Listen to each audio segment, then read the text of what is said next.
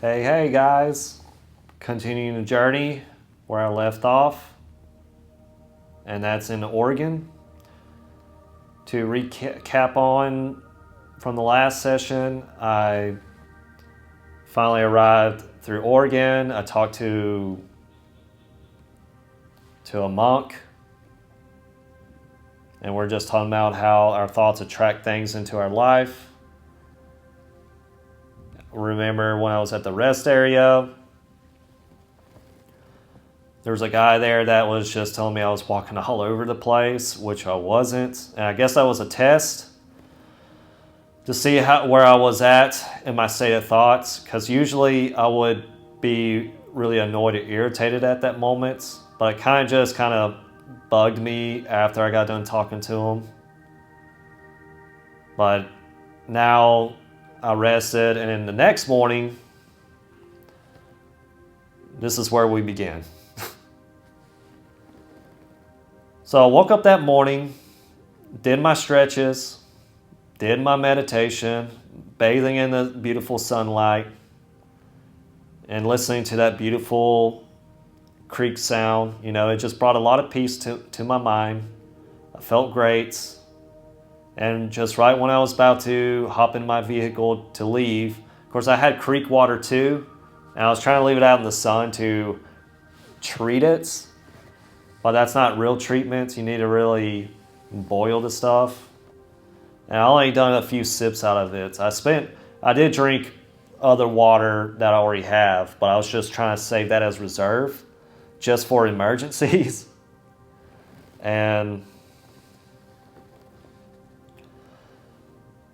And while I was doing that, I noticed there was a guy who was stranded in his vehicle, him and his girlfriend.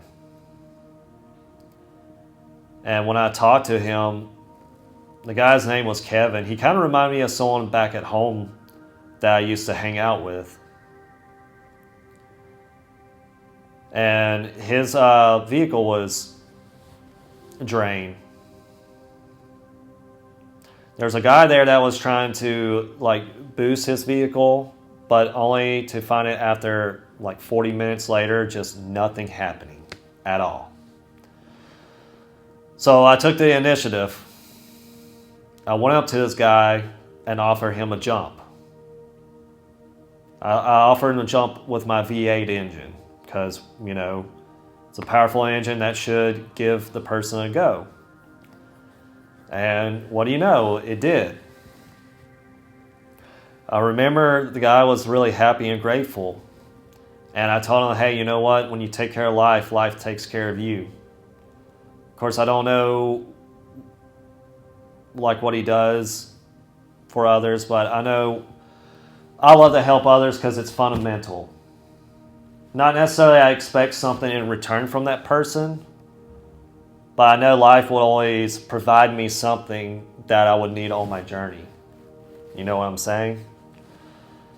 Regardless if it's, a positive thing or a negative thing. Because usually when it comes to negative stuff, you can learn from it. That's the beauty about, the pain and suffering, is learning from it. If we weren't going through pain and suffering, then what this is just, what would life be, Heaven? I know we all want that, but how long are we going to stay in heaven until we get bored of it, That's why I think why we exist in life to embrace pain and suffering is to appreciate those great things in our life. And when I told him that, I guess when I told him when you take care of life, life takes care of you, I wasn't really expecting him to come up to me and say, oh, hey, like you said, you take care of life, life takes care of you, and he handed me $40. And I was really excited because I was like, man, I really needed gas to continue my journey. And of course, I don't know where my journey was going to take me. But I did continue north, and I wanted to meet with the Tibetan monk because there was this practice that was stuck in my mind. It was Chenrezig meditation. And I wanted to know more and understand about the symbology behind, the four arms, the little energy that emits, or like when you visualize it, why is he on a lotus? Why is he in this specific pose? And why do monks or Tibetan monks or Vajra or esoteric Buddhism practice these things? And then when I arrived in Salem, right when I was about to talk to the monk, he was like, oh, follow me, we're going to go to the festival. And so I did. I was planning on following him and helping him so he can give me knowledge in return. But I noticed when I arrived there, the place was packed. I was trying to find a spot to look around and see if there's a place to park. But then when I started focusing more on the presence, I started feeling happy and joy within myself. And when I noticed people are having fun and excitement, I was like, wait a minute, why do I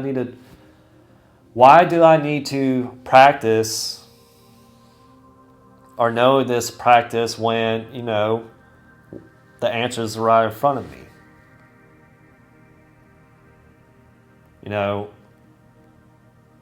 While it's important to meditate, it's also important to engage with life. I mean, why do we live here for, I mean, what's the point of existing here and just to seek isolation for your whole life? Well, the truth is you can't ever escape from life. Life is always going to bring these connections back to you regardless if you want it or not. Heck, I think there was like this Buddha monk. I think he lived I heard he lives 300 years. You have to look into that. The guy looks like almost like a skeleton. Seemed like to me he tried to escape life for a bit or seek that renunciation. But from what I read from the Bhagavad Gita, you cannot renounce yourself from life and not do anything for it. When you're renouncing from life, you're actually like letting go of your attachments. But that doesn't mean you can't enjoy it still. And when I was at this festival, I had this attachment of, wanting knowledge to bring happiness to me. And the answers were already there. The moment I was feeling present. And the moment that I was, seeing everyone having a good time. And I decided to just continue my journey. Feeling great and joyful.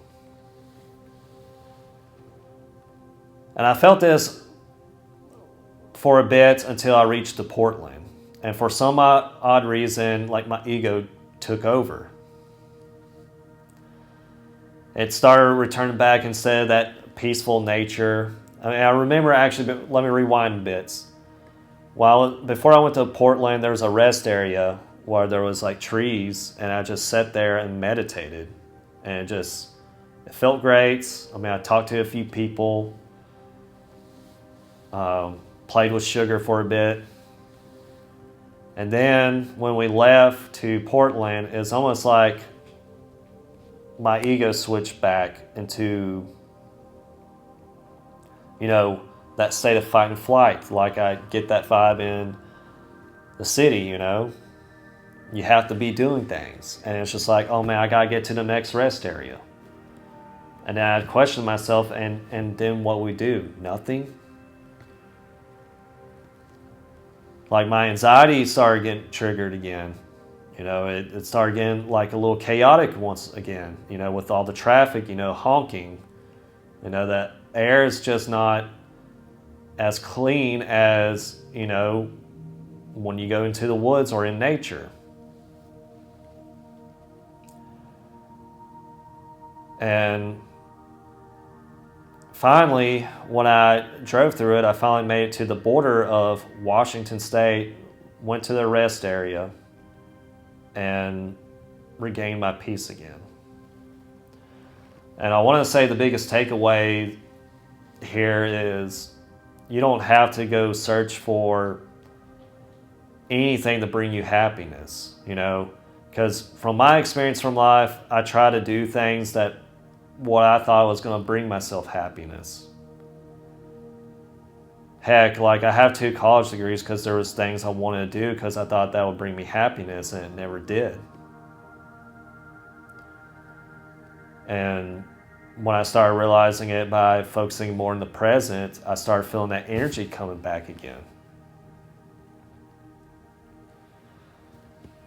And again, like it's easier said than done just from my experience. And, you know, I live in the US and we live in a society that revolves around think. I have to hustle. You know, we have to do this, we have to do that. We have to live by, you know, the rules of this matrix instead of being with it. And if you guys want to know more information about that, I can break that down in another video. Now, I notice too that when you're in certain environments, you know, sometimes they can bring you peace and sometimes they can bring chaos. I know when I was living in Southeast Texas, it felt chaotic to me. That's why I numb myself with drinking and smoking all the time. And then now, since I live in LA, which is, again, city life, I feel more at peace with myself. While I notice, you know, everyone's rushing, hustling, and whatnot, I still feel an inner peace, like I'm exactly where I need to be. And I want to tell you guys this, to just trust the process. Just let go and let life flow. Thank you guys for watching. Love you guys. See you in the next one.